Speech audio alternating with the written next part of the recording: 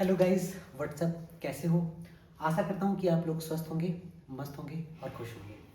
तो आइए आज हम चर्चा करते हैं कि सरकारी नौकरी क्यों है ज़रूरी? क्यों इंसान सरकारी नौकरी के पीछे भागता है?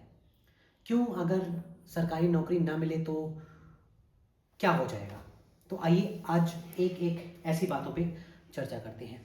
सबसे बड़ा फ़ायदा जो है वो सरकारी नौकरी पाने का ये है कि आपको स्थिरता मिलेगी। स्थिरता मतलब कि कोई कंपनी है, प्राइवेट कंपनी, वो आपको अपनी मन चाहे समय, अपने इच्छा के अकॉर्डिंग आपको उस पद से बर्खास्त नहीं कर पाएगी। सरकारी नौकरी में क्या होता है, आपको जॉब सिक्योरिटी मिलती है। तो इसलिए मैंने सरकारी नौकरी लेने के लिए प्रयास किया। दूसरा क्या होता है, सुरक्षा। तो ये स्थिरता और सुरक्षा दोनों एक ही चीज़ें हुई। आपको जॉब सिक्योरिटी रहेगी कि आपको कोई कभी निकाल नहीं पाएगा। आप किसी भी सरकारी पद पे आसीन होकर के देखिए, चाहे आप ग्रुप डी पे हों, चाहे आप बड़े से बड़े आईएएस पद पे हों। वो बातें अलग है कि लोग आपको निकाल देते हैं, सस्पेंड हो जाते हैं, वो एक अलग कंडीशन हो जाएगी।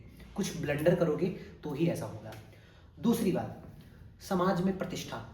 समाज में प्रतिष्ठा बनने लग जाती है। आपने अपने आसपास के लोगों को देखा होगा, किसी की भी अगर कोई भी पद पे अगर आपकी सरकारी नौकरी लग जाती है या फिर किसी व्यक्ति की लग गई होगी, उसको समाज में एक अलग प्रतिष्ठा मिलने लग जाती है।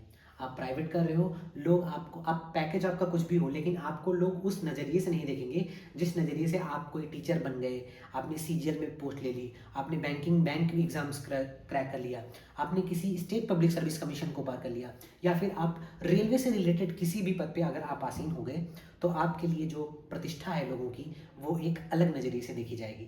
इसलिए सरकारी नौकरी बहुत ज़रूरी है। तीसरी बात ये हो जाएगी कि आपको एक सेवा का अवसर मिलेगा। आप देश के विकास में कुछ अहम भूमिका निभा पाओगे। आप जब वहाँ पे जाओगे तो आप देखोगे कि आपके पास एक थोड़ी बहुत अलग सी पावर रहेगी। अगर आप रेलवे में आते हो तो आप रेलवे में सेवा दे पाओगे। आप किसी स्टेट सर्विस कमीशन में जाते हो तो आपको वहाँ पे अलग पावर मिलेगी। आप किसी बैंकिंग सेक्टर में जाते हो तो आपको वहाँ पे अलग पावर मिलेगी। तो ऐसी ऐसी चीज़ों को आप पावर भी इंजॉय कर पाओगे। आप पुलिस में होते हो तो आपको एक अलग पावर मिलती है, लोग आपको अलग नज़रिए से देखते हैं। तो ये सब चीज़ें भी एक पर्क की तरह ऐड होती हैं। चौथी बात में अगली बात करते हैं, लंबी अवधि के लिए लाभ। लंबी अवधि के लिए लाभ का क्या मतलब है कि आपने देखा होगा कि पहले पेंशन खत्म कर दी गई थी, 2002-4 के आसपास पेंशन बंद कर दी गई। लेकिन जब से ये एनपीएस आया है, न्यू पेंशन स्कीम आई है, तब से वो भी समस्या खत्म हो गई है। तो अब आपको पेंशन भी इसमें मिलेगी। डिपेंड करता है, वो सिचुएशन अलग है, पेंशन मिलेगी कैसे कैसे मिलेगी उसके लिए भी एक वीडियो बनाई जाएगी, लेकिन आपको यहाँ पे पेंशन भी मिलेगी। तो इसलिए सरकारी नौकरी जरूरी होती है। इतने सारे लाभ हैं आपको। प्राइवेट सेक्टर में आपको पैसा मिल जाएगा, लेकिन वर्कलोड वहाँ पे बहुत ज़्यादा है। आपको सरकारी नौकरी में एक जितना वर्कलोड उतना है नहीं। हाँ, माना कि कई फील्ड में वर्कलोड है, लेकिन उसके लिए आपको एक अलग बेनिफिट भी दिया जाता है। तो ये सब चीज़ें यहाँ सरकारी नौकरी में बहुत अच्छे फ़ायदे की तरह काउंट होते हैं। इसलिए सरकारी नौकरी बहुत होता है। इस चैनल के बारे में, तो इस चैनल पे आपको एजुकेशन से रिलेटेड ही वीडियो मिलने वाली है। एजुकेशन से रिलेटेड बहुत सारी वीडियो मिलेंगी जिसमें आपको ये बताया जाएगा कि आप कैसे तैयारी करो, क्या स्ट्रेटजी होनी चाहिए। आप लोग जैसे जानते हैं कि मैंने भी बहुत समय तक प्रिपरेशन करने के बाद मैं अब सरकारी नौकरी में रेलवे डिपार्टमेंट में वर्किंग हूँ। तो मैं अपनी नॉलेज, अपने एक्सपीरियंस आपको शेयर करूँगा कि क्या क्या गलतियाँ मैंने की जो आपको नहीं करना है, जो आपकी सिलेक्शन में बाधा उत्पन्न करेंगी। तो ये सब चीज़ें हैं। और सबसे बड़ी बात कि यहाँ पे आपको स्ट्रेटजी बताई जाएगी।